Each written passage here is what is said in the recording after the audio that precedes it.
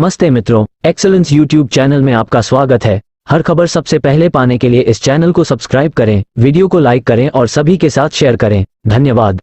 Hello दोस्तों, आज का वीडियो बहुत ही इंपॉर्टेंट होने वाला है क्योंकि आज का वीडियो में हम लोग आलोचना करेंगे आईआईबीएफ एग्जाम के बारे में। ठीक है दोस्तों, तो वीडियो थोड़ा छोटा होने वाला है, ज़्यादा लंबा नहीं होगा, तो आप बिना स्किप करे वीडियो को ए टू जेड पूरा देखें दोस्तों। तो आज का वीडियो में हम लोग आलोचना करेंगे कि आईआईबीएफ क्या होता है और क्या आईआईबीएफ का एग्ज़ाम देना जीडीएस के लिए कंपलसरी है, और आईआईबीएफ का बहुत सारा एग्जाम होता है, उनमें से कौन सा एग्जाम देना पड़ेगा, आईआईबीएफ एग्जाम देने के लिए क्या क्या करना पड़ेगा, और अगर आप आईआईबीएफ का एग्जाम नहीं देते हैं तो उस वक्त क्या होगा, और ऐसे ढेर सारे सवालों का जवाब इस वीडियो में हम लोग देंगे। तो दोस्तों चलिए वीडियो को शुरू करते हैं। तो पहली बात है कि जीडीएस चाहे वो बीपीएम हो या फिर एबीपीएम हो या फिर डाक सेवक हो, अगर वो आईपीपीबी का यानी कि इंडिया पोस्ट पेमेंट बैंक का काम करता है तो उनको बोला जाता है कि आईआईबीएफ का एग्जाम देना होगा।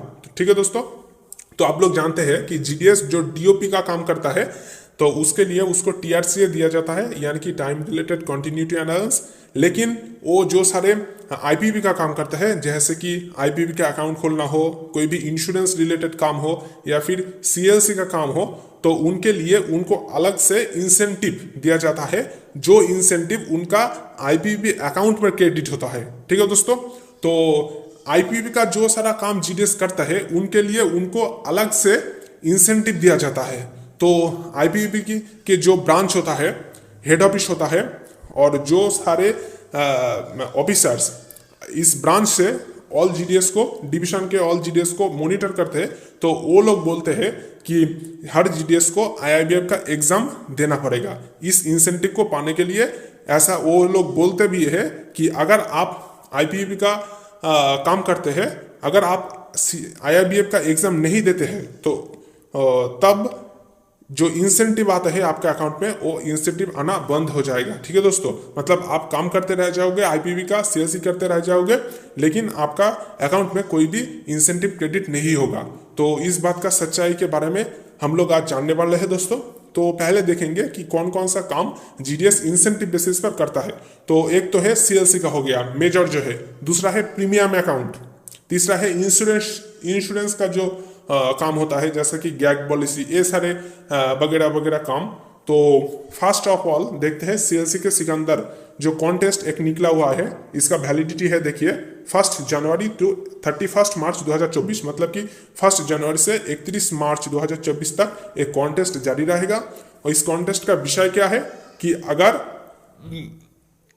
जो सारे जीडीएस एम्प्लॉयज है इस वक्त के अंदर हर महीने अगर 150 से ज़्यादा सीएलसी करेंगे तो पर सीएलसी ट्रांजैक्शन उनको ज़्यादा इंसेंटिव दिया जाएगा। ठीक है दोस्तों, तो आप लोग जानते हैं कि अगर एक जीडीएस सीएलसी का काम करता है तो पर सीएलसी 50 रुपीज़ यानी कि 50 रुपया जो कस्टमर है उनसे लिया जाता है, और उनमें से 11 रुपया इंसेंटिव मिलता है जीडीएस को जो सीएलसी का काम करता है।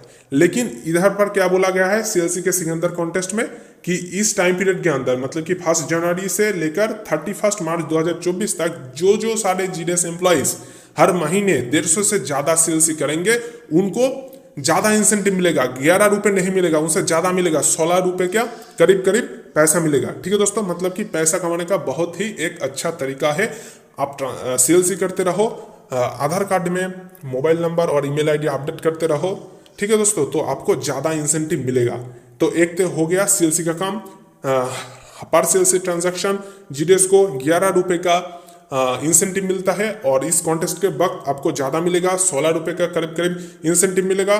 और दूसरा है प्रीमियम अकाउंट ओपन करना। तो अगर आप एक प्रीमियम अकाउंट ओपन करते हैं तो पर प्रीमियम अकाउंट जिसको बोला जाता है कि आईपीपीबी प्रीमियम अकाउंट और एसबीपीआरएम, ठीक है दोस्तों, तो उस अकाउंट ओपन करने पर आपको 35 रुपीज़ के करीब करीब इंसेंटिव दिया जाता है। और उसके बाद अगर आप उस अकाउंट में आधार से लिंक करते हैं और उसके बाद डीबीटी लिंक कराते हैं और वर्चुअल डेबिट कार्ड इशू करते हैं, तो ये सब एक्स्ट्रा काम अगर आप करते हैं उस अकाउंट में तो आपको और भी ज़्यादा इंसेंटिव मिलेगा।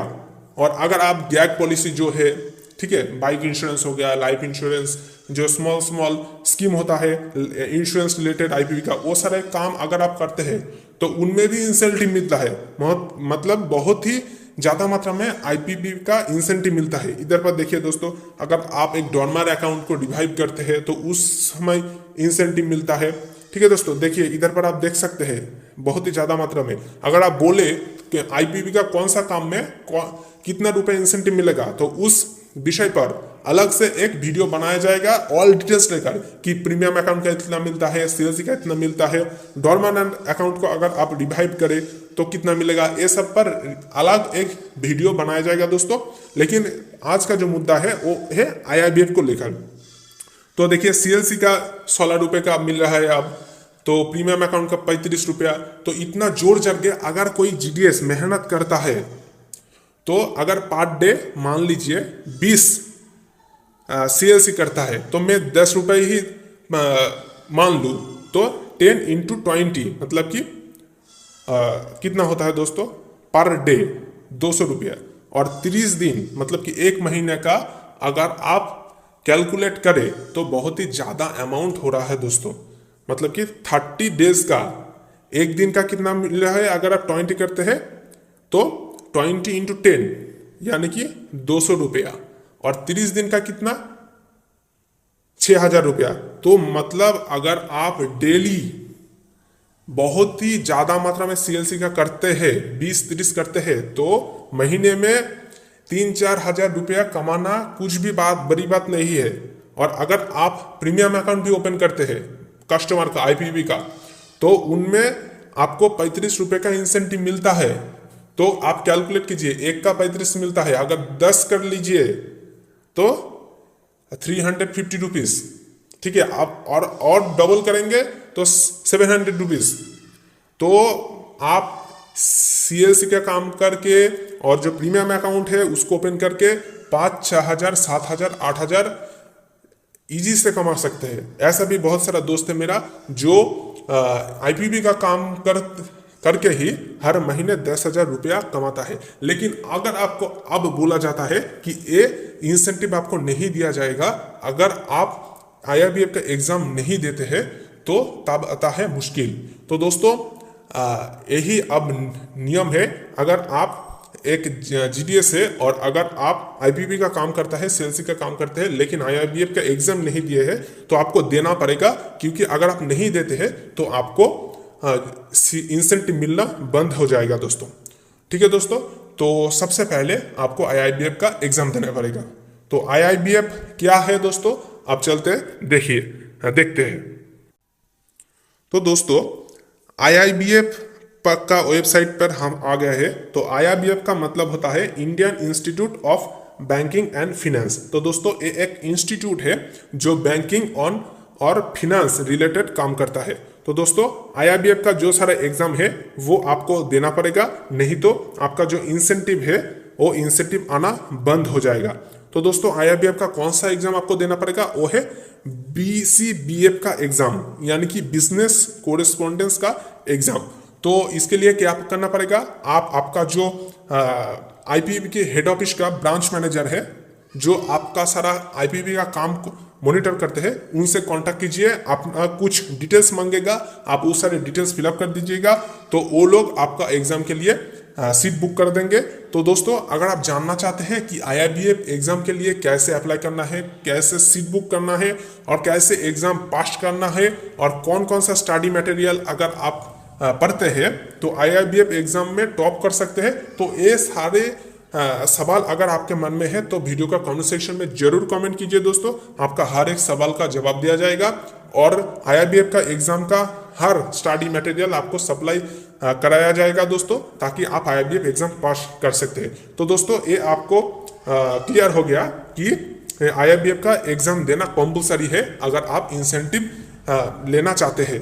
तो शुरुआत में जब आपका आईआईबीएफ एग्जाम नहीं दिया होता है तब कुछ महीने का इंसेंटिव आ जाएगा, लेकिन उसके बाद आपका इंसेंटिव रोक दिया जाएगा जब तक ना आप आईआईबीएफ एग्जाम दे के पास कर लेते हैं। तो एक बार आपका एग्जाम दिया हो गया, और उसके बाद आप पास हो गए और उसके बाद आपका सर्टिफिकेट आ गया, तो उसके बाद आपका जितना भी ड्यू इंसेंटिव है, जितना महीने का इंसेंटिव रुका हुआ था, वो सब एक साथ आपके बैंक अकाउंट में क्रेडिट कर दिया जाएगा दोस्तों। ठीक है दोस्तों, तो अगर आप इस विषय में यानी कि IIBF एग्जाम कैसे देना पड़ता है, स्टडी मटेरियल क्या है, कैसे अप्लाई करना पड़ता है, कैसे सीट बुक करना पड़ता है, पूरा एक्सपीरियंस क्या है, इस रिलेटेड विषय में अगर वीडियो चाहते हैं तो कमेंट कीजिए दोस्तों, नेक्स्ट वीडियो इसी पर ही होने वाला है।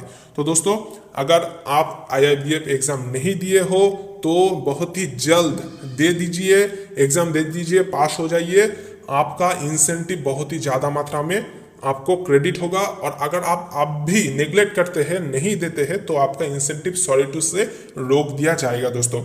ठीक है, तो इस विषय में अगर आपके मन में फिर भी कोई सवाल है तो वीडियो का कमेंट सेक्शन में जरूर कमेंट कीजिएगा, आपका हर एक सवाल का जवाब दिया जाएगा दोस्तों। तो ऐसे ढेर सारे वीडियो के लिए हमारे साथ जुड़े रहे, चैनल को सब्सक्राइब करके रखें, और ऑल इंडिया जीडीएस ग्रुप का जो टेलीग्राम चैनल है उस पर ज्वाइन हो जाइए। उधर पर हर नोटिस, हर जानकारी सबसे पहले आपको दे दिया जाएगा दोस्तों। तो यही कहूँगा दोस्तों कि IIBF एग्जाम दे दीजिए, बहुत सारे ढेर सारे पैसा कमाइए।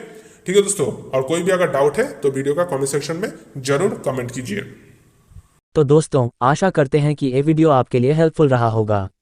ऐसे और भी ढेर सारे खबर सबसे पहले पाने के लिए वीडियो को लाइक करें, ज़्यादा से ज़्यादा शेयर करें और चैनल को सब्सक्राइब करें। धन्यवाद।